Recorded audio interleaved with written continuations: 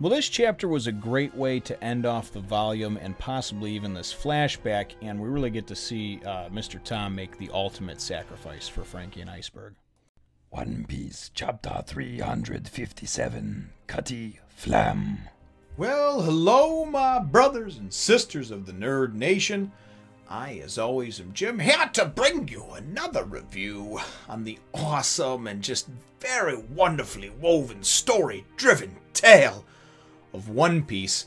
And our last chapter saw us with, of course, we're in the midst of this flashback, and we saw, really at the end of it, it was Tom breaking free from his handcuffs and just mashing on Franky, you know, and explaining to him about you have to have pride in what you do. You have to have love and pride for the ships that you build, and really just the chapter ending off with him going, listen, no matter what happens next, just don't interfere.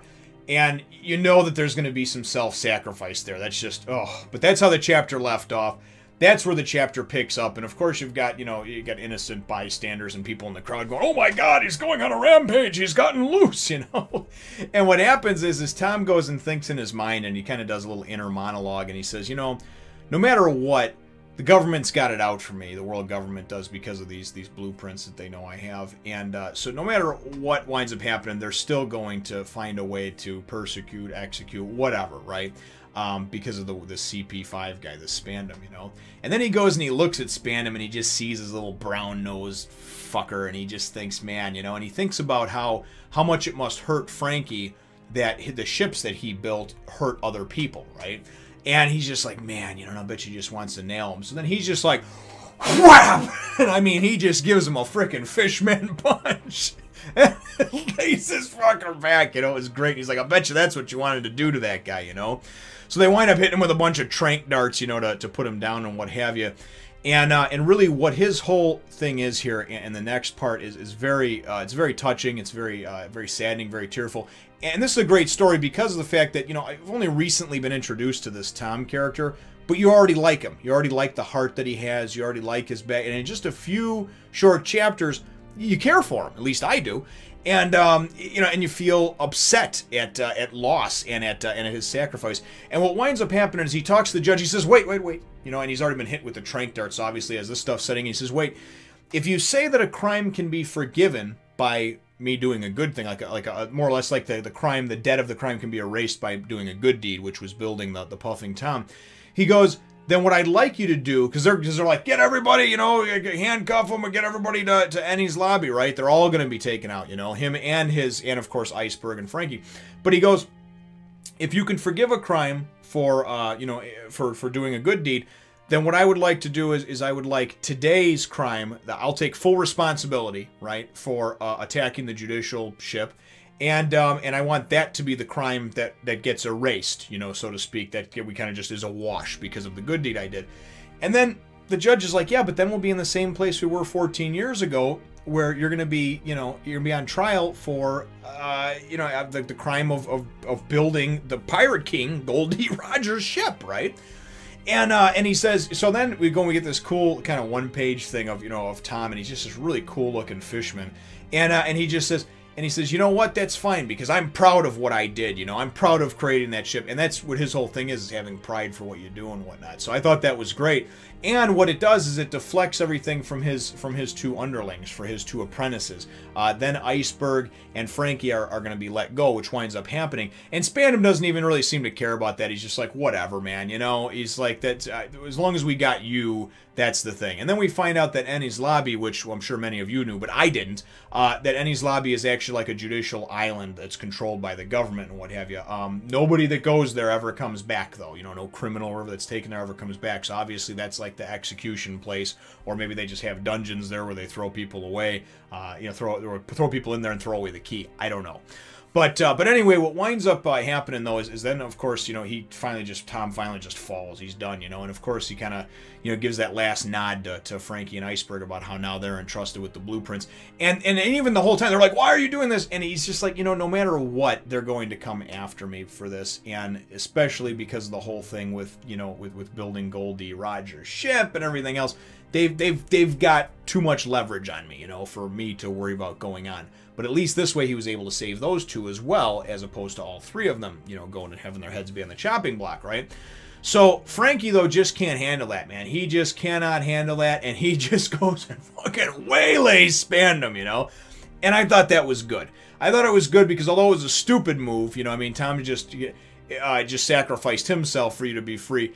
Imagine how Franky feels. Those ships that he built really just for fun and just to kind of, you know, be able to capture sea kings and stuff like that. No harmful bone in his body whatsoever as far as ever turning them against people, right?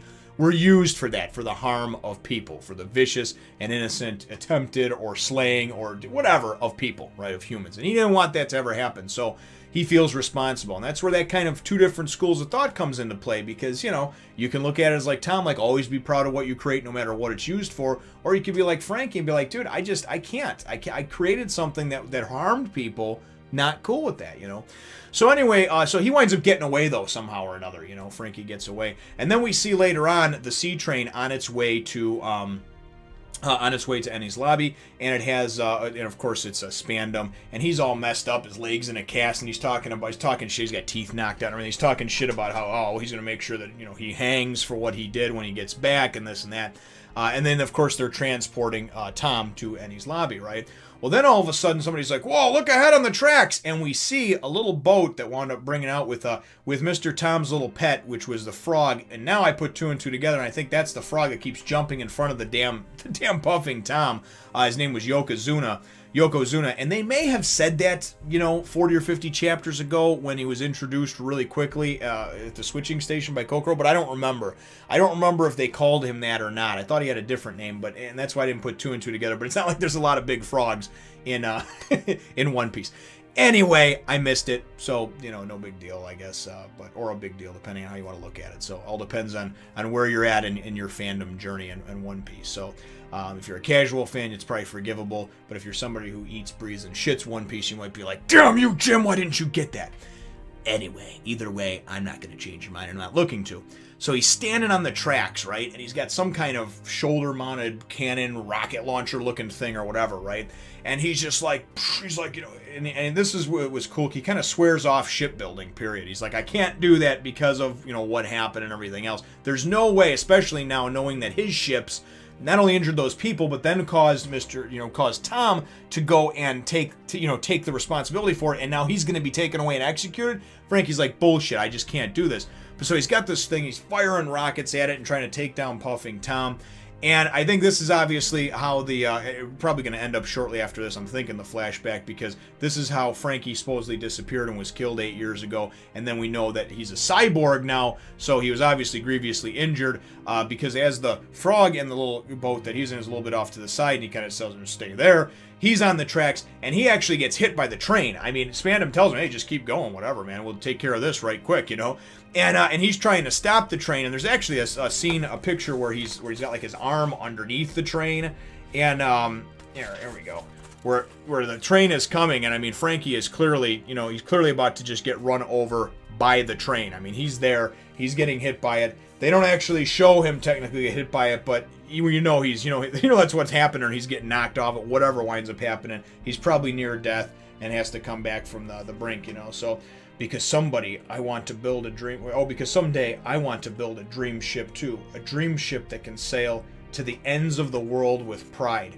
And those were the last words that Franky said. So that was kind of cool on what he said. You know, he's like, I don't want to build ships anymore. How can I love the ships I've made when they've hurt the people really important to me?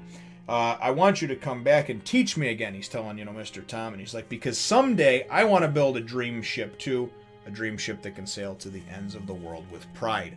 So that's how the volume ends off. That's how the flashback ends off. Franky, obviously, well, I don't know if actually the flashback ends off. I haven't been in the next volume, but that's how this portion of it ends off anyway, it seems like. And we now know what happened to Franky, at least in part. You know, him trying to go and save Mr. Tom. And we, of course, don't know what his eventual fate is. We can only assume at this point that, you know, he was taken to Ennie's lobby and killed. Or maybe he's still being held there. Not really sure.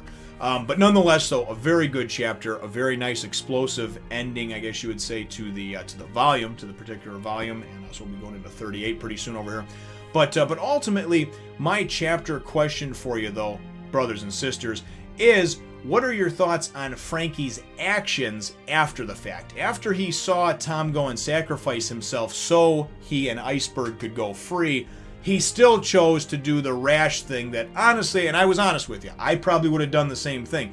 It's not a smart thing to do. I've gotten smarter over the years with things, and especially because of having a wife and kids and everything else, I don't want to spend my life in jail. So there's times that I've had to just bite my tongue or walk away from a particular situation. But I also know that for most of my life, I've kind of been that rash, you know, man, you screwed me over, and I would just want to nail him, you know. So, but what are your thoughts on Franky's actions, even after Tom went and got him pardoned for the, you know, for that crime and what have you? So let me know what your thoughts are. Your answer to that question is in the comments down below. Feel free to hit the thumbs up, the like button if you should think that I deserve it, and subscribe if you haven't done so already. We will look forward to catching all of you in the next Fun Nation. You must subscribe to my other channel as well as following me on the Twitter, the Facebook, and the Instagram.